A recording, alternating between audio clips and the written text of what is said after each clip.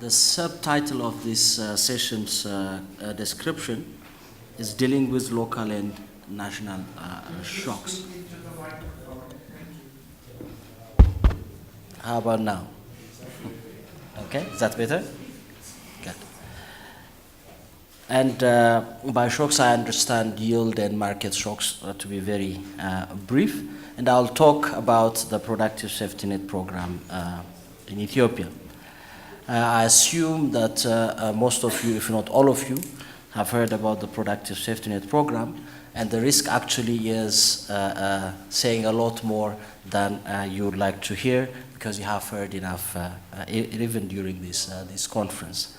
So I would, for the sake of completeness, briefly describe what the program is and outline some of its achievements, and focus more on lessons in two categories. Specific lessons, I would outline two, and a set of 6 or so principles that I will mention. So the Productive Safety Net Program in Ethiopia started its operations in 2005. It involves significant coordination between the Ethiopian government and a large number of stakeholders. It is multi-year and combines transfers in the form of public works with unconditional support in the form of direct support provisions, and it combines these transfers with asset building, community asset building activities. It is large.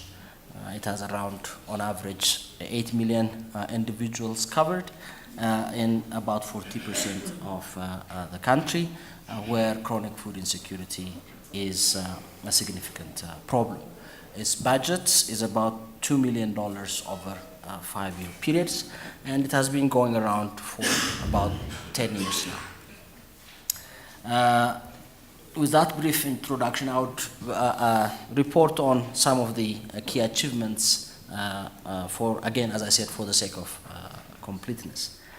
The Productive Safety Net Program have been evaluated regularly during its life span, and IFPRI engaged in this evaluation among other institutions, and based on well-designed and rigorous impact evaluation, it has been established that targeting of the program is reasonably well, and in terms of its key objectives, it led to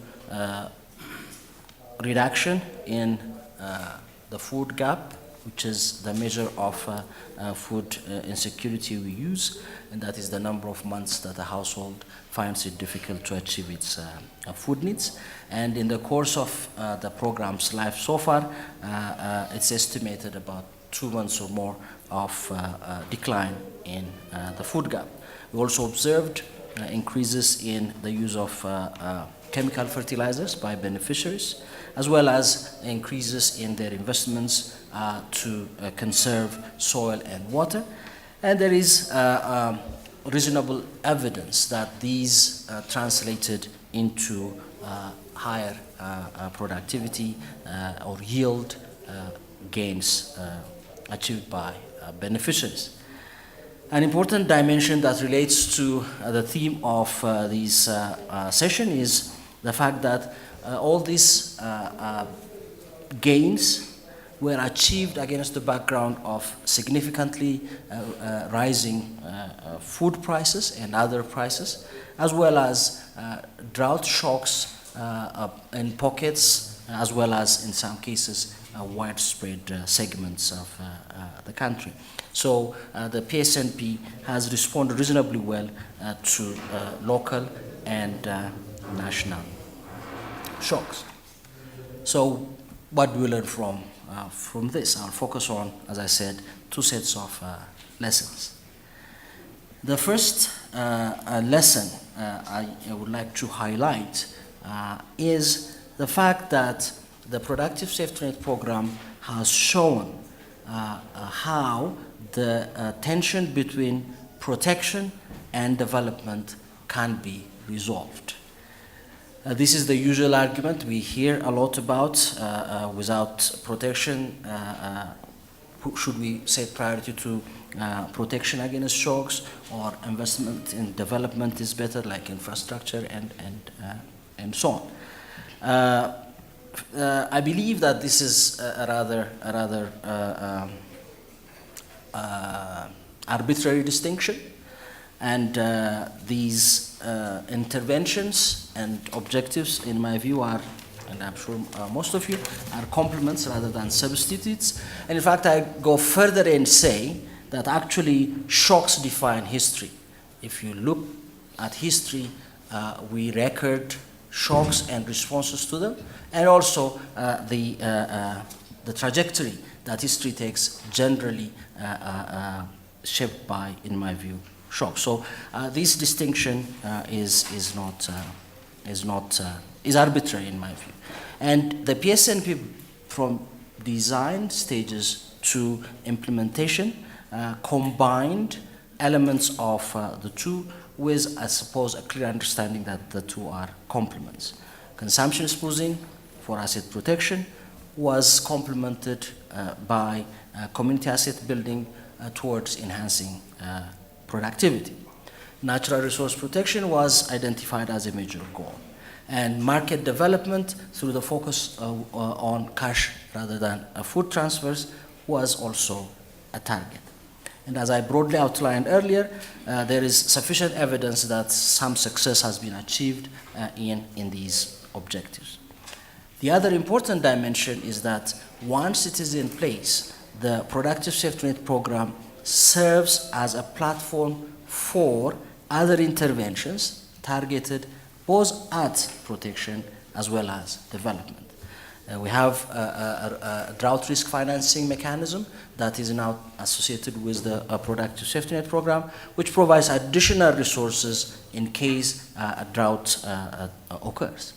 We have the Household Asset Building Program linked with the PSNP, and this is aimed at directly making investments, some of them we discussed earlier, that are directly aimed at improving productivity and bringing about development. So one important specific lesson, in my view, is that the PSNP shows us the distinction or this tension between protection and development is surmountable. The second specific lesson I would like to highlight is the fact that large social protection programs can be designed and implemented with reasonable success in poor countries. The PSNP has shown that. A lot of the arguments against such programs in poor countries relates to capacity. There is very limited capacity to, for instance, run an effective targeting strategy, regularly updated to be equitable and effective. There are limited administrative abilities, capacities to actually manage the implementation of programs, even when this targeting is achieved. So what we have seen from the PSNP is the fact that it's not always individual means-tested targeting that we should focus on. The PSNP combined geographic targeting, focusing on chronically food insecure districts or waradas in the country, with effective community participation in the identification of individual household beneficiaries to its different transfers. This has helped to achieve reasonably good targeting. It also shows that capacity that we worry about a lot can be built with implementation.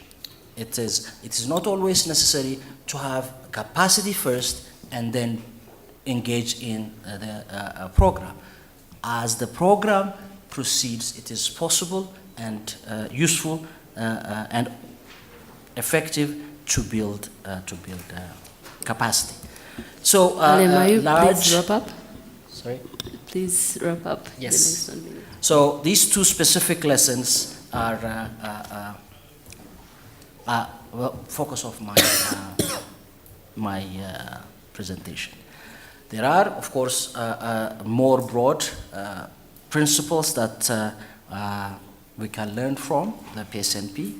I identified 6: dialogue, government ownership with effective participation with a large number of donors, integration with national development efforts, coordination among donors, between donor and government, and within government agencies, complementarity, as well as effective monitoring and evaluation throughout the program are vital.